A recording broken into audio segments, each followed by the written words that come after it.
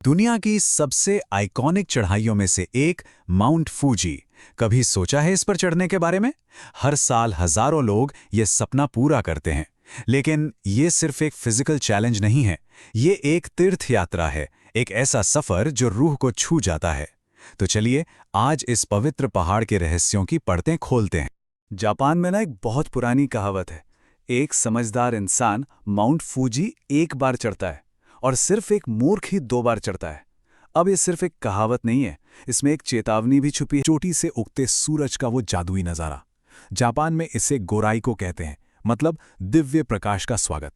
लेकिन एक मिनट, जो ट्रैवल ब्लॉग्स में लिखा होता है ना, वो आधी कहानी है। फूजी की चढ़ाई तस्वीरों में जितनी सुंदर लगती है, असल में उससे कहीं ज्यादा मुश्किल और हाँ, खतरनाक भी हो सकती है। असली चैलेंजेस तो रास्ते में सामने आते हैं। एक क्लाइंबर हैं एनेट, उनका एक्सपीरियंस शायद हर किसी की कहानी कहता है। उन्होंने सोचा लेकिन फिर वो कहती हैं कि दोस्त, ये बिल्कुल भी आसान नहीं है। ये शारीरिक और मानसिक हिम्मत की असली परीक्षा है।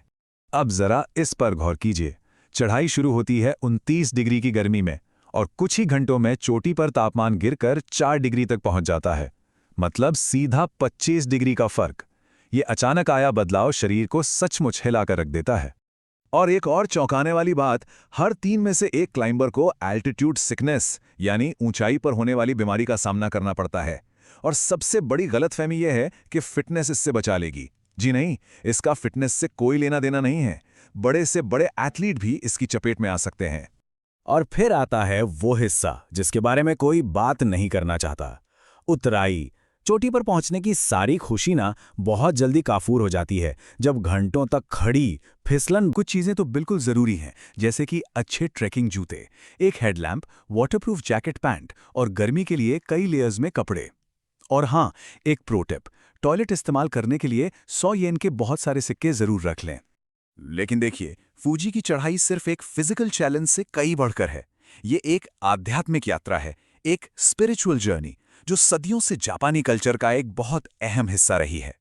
पता है, चोटी से होने वाले सूर्योदय के लिए जापान में एक खास शब्द है। इसे सिर्फ सनराइज नहीं कहते, इसे कहते हैं गुराई को। इसका मतलब है दिव्य प्रकाश का स्वागत करना। ये एक शब्द ही उस पूरे अनुभव को कितना पवित्र बना देता है ना?